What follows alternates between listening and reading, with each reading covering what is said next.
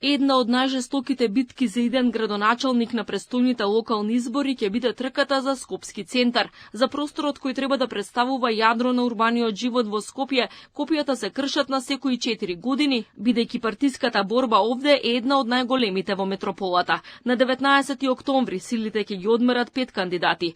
Втор мандат повторно ќе се обиде да добие актуелниот градоначалник Горан Герасимовски како кандидат на коалицијата предводена од СДСМ. Иако неговиот 4-годишен мандат помина без некој поголем скандал, останаа низа ветувања неисполнати, како на пример градинка во Маџермаало, административна зграда на општината кај Пуик, парк со игралиште кај клинички центар, како и градинка на истата локација, проект препишан од претходната трка за градоначалник. Сега ветува и двосменско работење на градинките до 22 часот. Со отварање на новата градинка создаваме нови можности за вработување за околу 25 воспитувачки, негователки, стручни соработници и помошен персонал.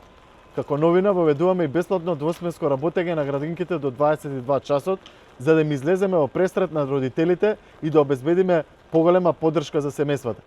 Актуелниот заменик министер за енергетика Мирослав Лабудовиќ ќе се обиде да стане градоначалник на центар како кандидат на ЗНАМ, но поддржан и од ВМРО ДПМН. Јавно вели дека се фрустрира од она што го гледа во општината во која живее, па затоа сака прво да се зафати со огромниот проблем со отпадот.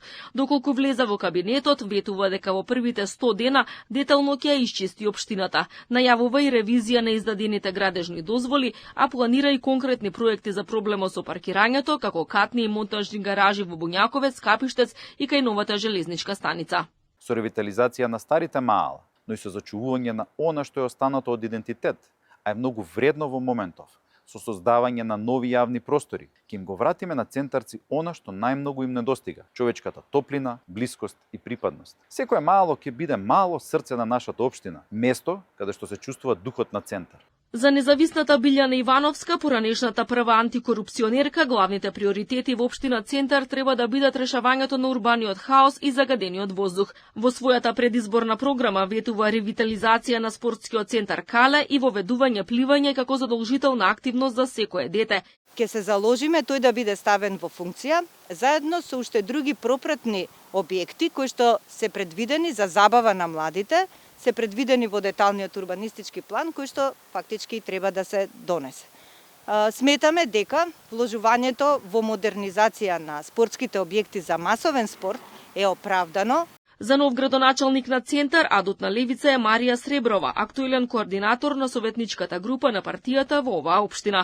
Меѓу најавените проекти се нов дуб за социјални станови кај француските гробишта, комплекс на базени и аквариум под Кале, како и пракса за распишување референдуми за важни проекти. Јас секојдневно сум била во ситуација каде што ми велеле без ова нема да може, но секогаш сум го избирала потешкиот пат по закон. Политиката сама по себе никогаш не ми била главна цел, но кога гледаш дека одлуките од таму горе ти го уништуваат секојдневието, или ќе молчиш и ќе трпиш, или ќе влезеш и ќе се бориш.